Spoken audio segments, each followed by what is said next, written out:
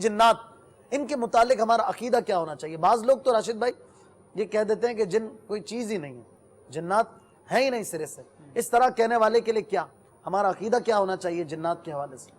جی، جنات جو ہیں دیگر مخلوقات کی طرح اللہ تعالیٰ کی ایک مخلوق ہیں، اور جن کا ثبوت قرآن و حدیث سے ہے، حتیٰ کہ قرآن پاک کی کم و بیش 25 صورتوں میں جنات کا ذکر ہے، اور پوری ایک صورت بھی سورہ جن کے نام سے قرآن پاک میں موجود ہے۔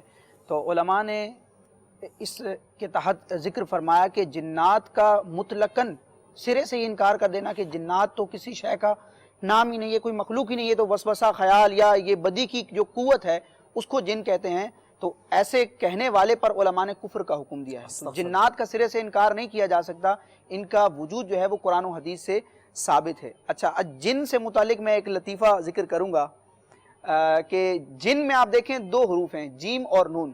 ٹھیک ہے، علماء نے ان 2 حروف کی بڑی ان سے متعلق بڑی ایک دلچسپ بات ذکر فرمائی ہے کہ جہاں بھی جیم اور نون آئے گا اس کلمے کے معنی میں پوشیدگی کا معنی پایا جائے گا۔ جیسے آپ دیکھیں جنت میں بھی جیم اور نون ہے، اور جنت کہتے کسے ہیں؟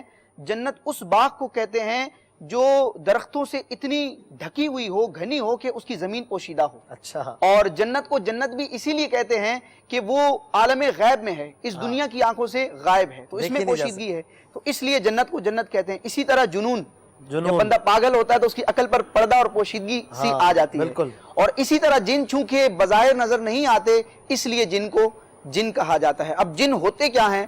تو شرح مقاصد میں جن کی تعریف، ان کی کیفیت اور ان کی حیت جو ہے اس کو بیان کیا گیا ہے کہ الجن اجسام لطیفۃ ہوائیۃ تتشکل باشکال مختلفہ، کہ جن ایک ہوائی اور لطیف قسم کے اجسام ہوتے ہیں جو مختلف شکلوں میں آنے کی صلاحیت رکھتے ہیں۔ اچھا، اور اللہ تبارک و تعالیٰ نے آدم علیہ السلام کی پیدائش سے تقریباً 1,44,000 سال پہلے جنوں کو پیدا فرمایا۔ اچھا، جنات پہلے کے ہیں ہم سے بھی؟ جی، اور قرآن پاک میں بھی اس کا ذکر ہے، جیسے سورہ حجر کی آیت ہے وَالْجَانَّ خَلَقْنَاهُ مِن قَبْلُ مِن نَارِ السَّمُوم، کہ ہم نے آدم سے پہلے جن کو بے دھوئیں کی آگ سے پیدا فرمایا۔ تو جنات کا انکار جو ہے یہ نہیں کرنا چاہیے، یہ ہمارے اعتقادات اور نظریات کا ایک حصہ ہے اور ضروریات دین میں سے بھی ہے۔ بالکل، جنات ایگزسٹ کرتے ہیں، جی، اور اگر مطلقاً جن کا کوئی انکار کرے تو گویا ان آیتوں کا بھی انکار ہوا نا جو قرآن پاک میں ہے، تو ظاہر ہے قرآن کا انکار بھی اسے دائرہ اسلام سے باہر کر دے۔